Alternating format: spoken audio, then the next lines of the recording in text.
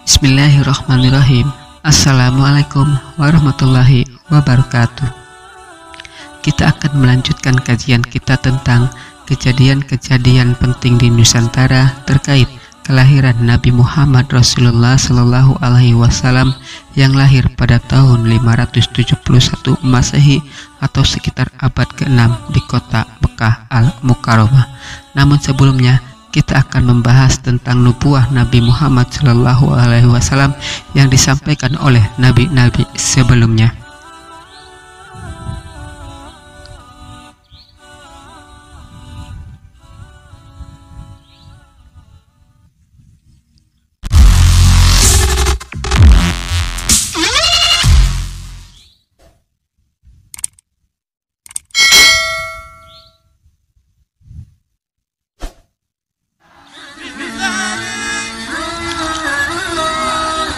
Kelahiran Nabi Muhammad Shallallahu Alaihi Wasallam pada 12 Rabiul Awal senantiasa diingat dan diperingati setiap tahun di berbagai tempat di seluruh dunia. Nabi Muhammad Shallallahu Alaihi Wasallam sebagai Rasul akhir zaman yang sangat dipuji, disanjung tinggi, lebih dicintai oleh umatnya, dan kewujudannya sebenarnya sudah ditunggu jauh sebelum ia lahir. Nama Nabi Muhammad sebelum diutus sudah populer, masyhur, dan dikenal di kalangan umat Nabi Daud alaihissalam, Musa alaihissalam, dan Isa alaihissalam.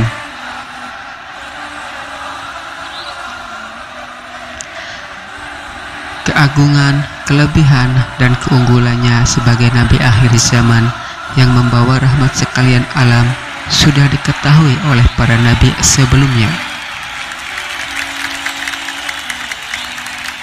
Maka mereka bercita-cita ingin menjadi umat Nabi Muhammad Sallallahu Alaihi Wasallam.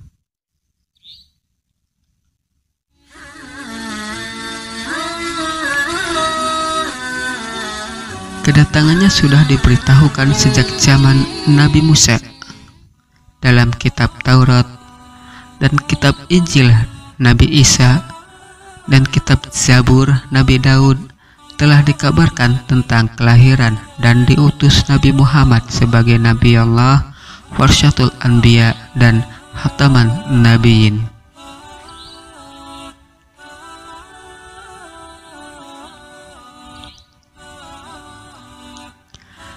Dalam Injil diceritakan akan lahir Nabi akhir zaman, maka orang Nasrani dan Yahudi sudah menunggu-nunggu dan mengetahui eksistensi Rasul Agung yang dijanjikan Allah Subhanahu wa Ta'ala dalam kitab Injil itu benar, pasti, dan akan tiba.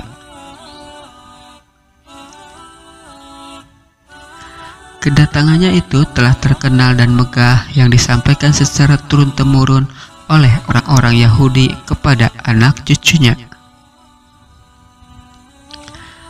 Ketika masa kelahiran Nabi Muhammad Shallallahu Alaihi Wasallam telah mendekati, mereka menyembunyikan tanda-tanda kelahiran Nabi, dan mereka tahu bahwa Rasul yang dilahirkan itu bukan dari kalangan Bani Israel. Maka mereka merasa iri hati dan dengki.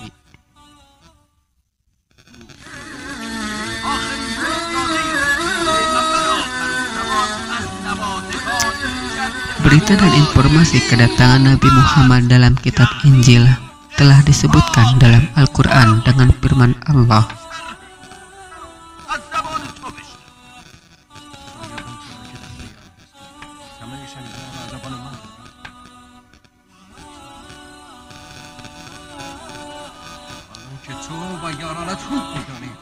Ingatlah ketika Isa ibnu Maryam berkata, "Hai Bani Israel, sesungguhnya aku adalah utusan Allah kepadamu, membenarkan kitab sebelumku, yaitu Taurat, dan memberi kabar gembira dengan datangnya seorang Rasul yang akan datang sesudahku, yang namanya Ahmad."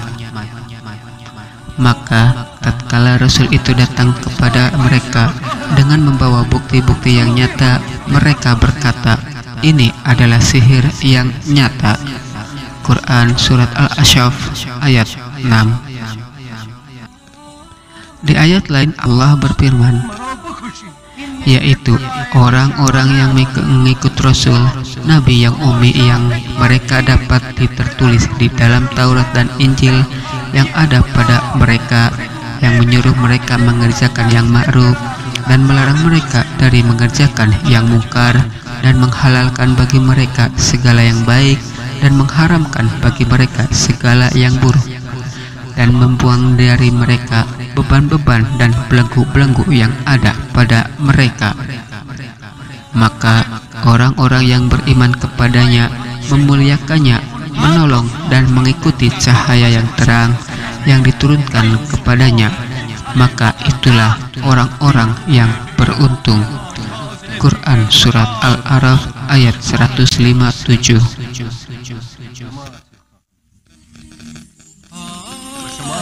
Mereka juga memahami bahwa Nabi terakhir ini akan tinggal di daerah yang memiliki banyak kebun kurma.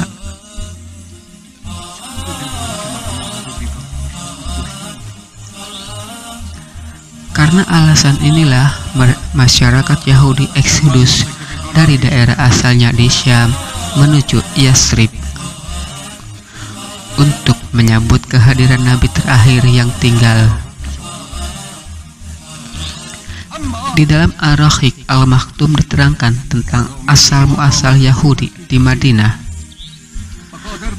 Aslinya mereka adalah Ibrani, namun setelah mereka pindah ke daerah Hijaz, mereka melebur dengan kultur Arab, mulai dari cara berpakaian, bahasa, sampai tradisi dan kebudayaan, hingga nama mereka dan nama kabilah mereka ke Araban. Sampai terjadi hubungan pernikahan antara Yahudi dengan masyarakat Arab.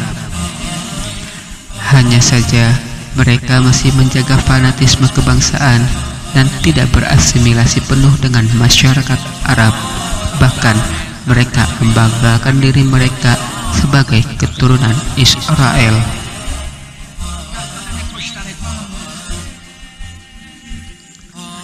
Sikap fanatisme masyarakat Yahudi di Madinah mendorong mereka untuk berusaha merebut kota Madinah dari tangan penduduk Arab. Untuk mewujudkan tujuan itu, mereka berusaha mengadu domba antar suku masyarakat di Madinah yang ketika itu terdiri dari dua suku besar, Aus dan Kharaj, hingga terjadi perang besar antara dua suku ini yang dikenal dengan Perang Bu'aj.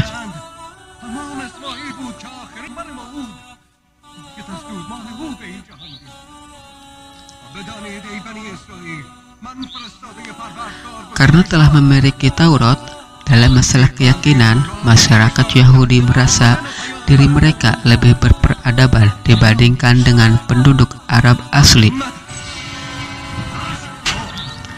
Abu Auliyah menyebutkan bahwa di antara dua doa orang Yahudi itu adalah, "Ya Allah, utuslah Nabi yang telah disebutkan kisahnya dalam Taurat ini, sehingga kami bisa menghukum orang-orang musyrik itu dan membantai mereka."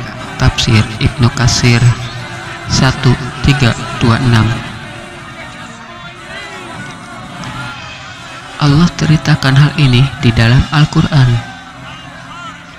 Dan setelah datang kepada mereka Al-Quran dari Allah yang membenarkan apa yang ada pada mereka, padahal sebelumnya mereka biasa memohon untuk mendapat kemenangan atas orang-orang kafir. Quran Surat Al-Baqarah ayat 89.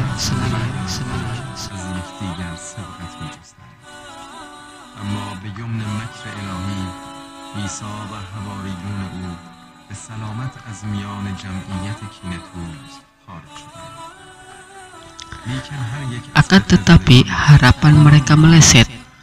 Para Yahudi itu berharap agar Nabi terakhir diutus di kalangan mereka. Namun ternyata Allah utus dari kalangan orang Arab suku Quraisy. Lebih dari itu, Nabi terakhir ini tidak berpihak atas nama fanatisme keturunan Israel.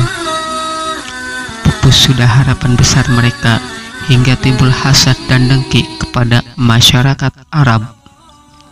Tidak ada pilihan lain bagi mereka selain kufur terhadap nabi terakhir itu. Dilanjutkan ayat di atas, Allah berfirman, ketika telah datang kepada mereka apa yang telah mereka ketahui, mereka lalu ingkar kepadanya. Laknat Allah lah atas orang-orang yang ingkar itu. Alangkah buruknya mereka yang menjual dirinya sendiri dengan kekafiran kepada apa yang telah diturunkan Allah karena dengki bahwa Allah menurunkan karunia-Nya kepada siapa yang dikehendakinya di antara hamba-hambanya. Quran Surat Al-Baqarah 89 hingga 90.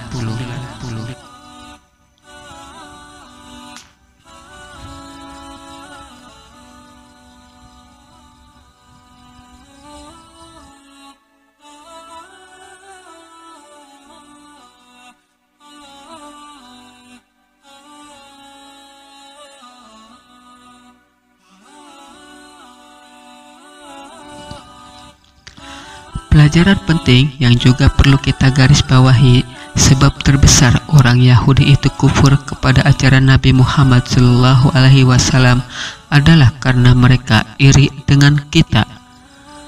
Mereka dengki dengan Nabi Muhammad SAW dan juga kepada para sahabatnya.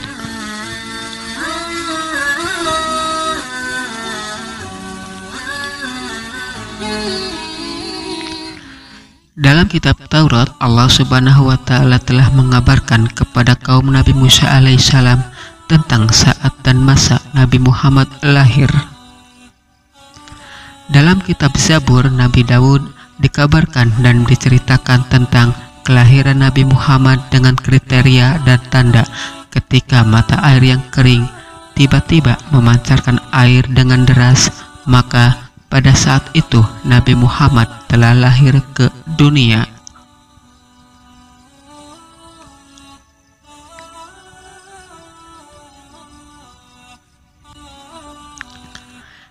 Dalam kitab Injil Nabi Isa digambarkan tentang tanda kelahiran Nabi Muhammad.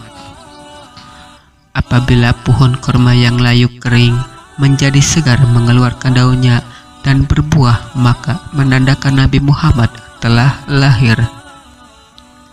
Ketika tanda-tanda dan ciri-ciri itu telah tiba, orang Nasrani dan Yahudi tahu Rasul yang dijanjikan Allah dalam Injil akan lahir dari kalangan orang Arab.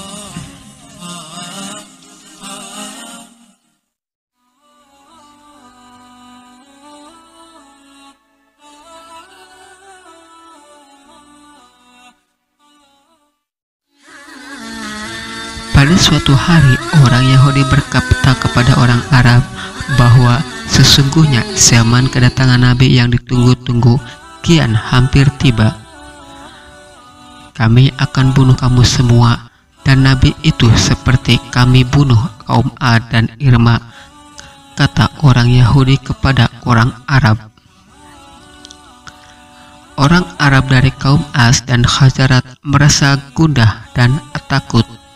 Orang Arab Madinah sering mendengar cerita dan kisah tentang diutus Nabi yang sedang ditunggu oleh orang Yahudi.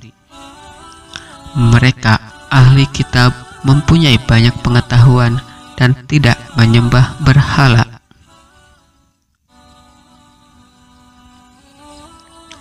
Orang Yahudi ahli kitab turut menunggu kedatangan Nabi begitu lama. Ketika masanya sudah dekat, mereka mengetahui bahwa Nabi Muhammad akan lahir dari kalangan bangsa Arab, bukan dari orang Yahudi. Maka mereka berdusta, tidak mencerita lagi tentang Nabi akhir zaman. Mereka mengkhianati, menentang kedatangan, dan memboikot seruan dakwah Nabi Muhammad di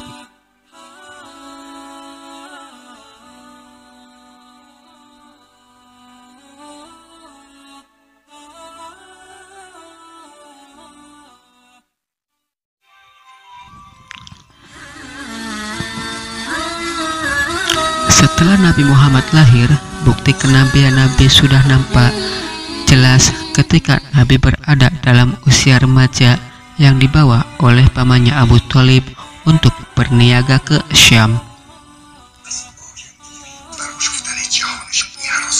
Dalam perjalanan, ia bertemu pendeta Bahira yang membuka bahu Nabi Muhammad dan terdapat simbol kenabian. Ia berkata, anak ini menjadi nabi akhir zaman dan menyuruh dibawa pulang supaya jangan didekati atau diketahui orang-orang Yahudi.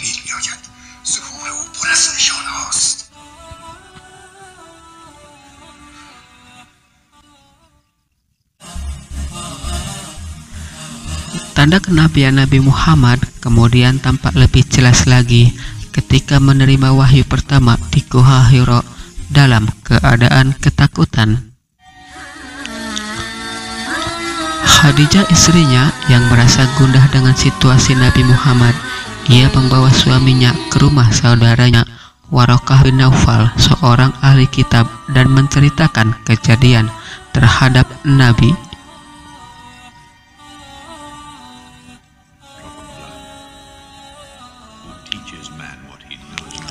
Waraqah mengatakan bahwa Allah telah mengangkat Muhammad sebagai Rasul akhir zaman, dan Allah telah mewahyukan kepada Muhammad apa yang diwahyukan kepada nabi-nabi terdahulu.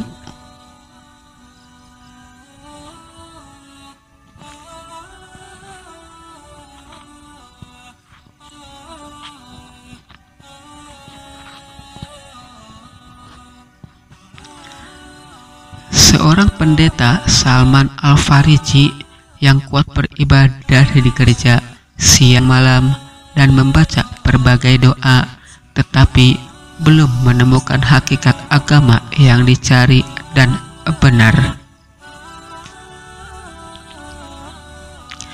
Ia mengetahui dan menunggu Nabi akhir zaman.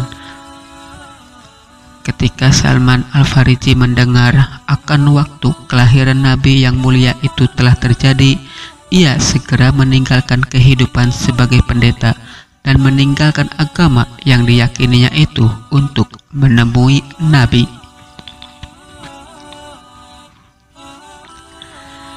Salman Al-Farisi menuju ke Madinah untuk menjejaki tanda kelahiran dan menunggu kedatangan Nabi.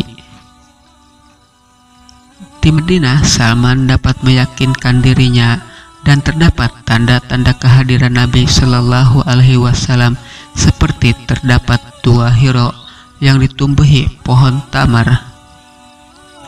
Salman menetap di Madinah menunggu dengan penuh keyakinan dan kesabaran kedatangan Nabi akhir zaman akan berhijrah. Kemudian, ketika Nabi berhijrah, Salman memeluk Islam dan menjadi sahabat Nabi yang taat dan setia.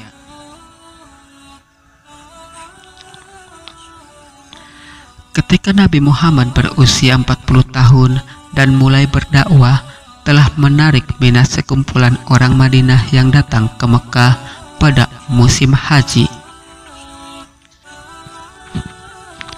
Apabila mendengar kebenaran dan kesucian Islam yang dibawa oleh Nabi, mereka berada di Aqabah Mekah. Pada ketika itu teringat kepada cerita orang Yahudi yang mengatakan seorang Nabi akhir zaman akan dibangkitkan pada masa mereka.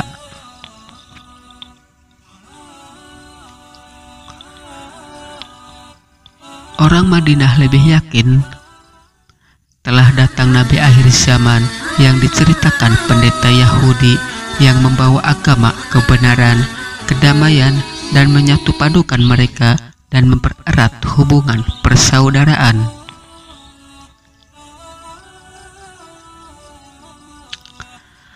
Pada musim haji selanjutnya, datanglah delegasi Madinah terdiri dari 10 orang suku Kharaz dan 2 orang suku Aus.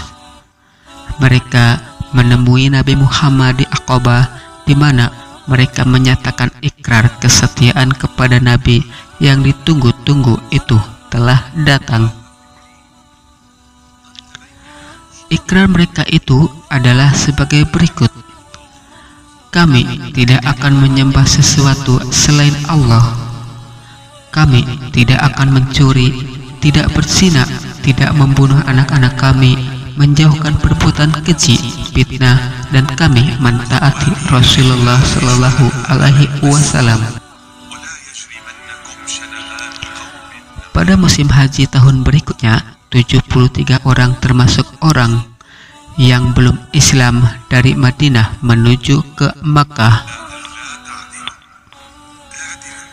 Mereka mengambil inisiatif untuk membawa Nabi ke Madinah supaya terhindar dari musuh-musuhnya. Setelah beberapa lama, semua kaum muslimin lebih kurang 150 orang telah meninggalkan Mekah menuju ke Madinah. Kemudian diikuti oleh hijrah Nabi Muhammad Shallallahu Alaihi Wasallam ke Madinah yang kemudian menjadi penanggalan tahun dalam Islam.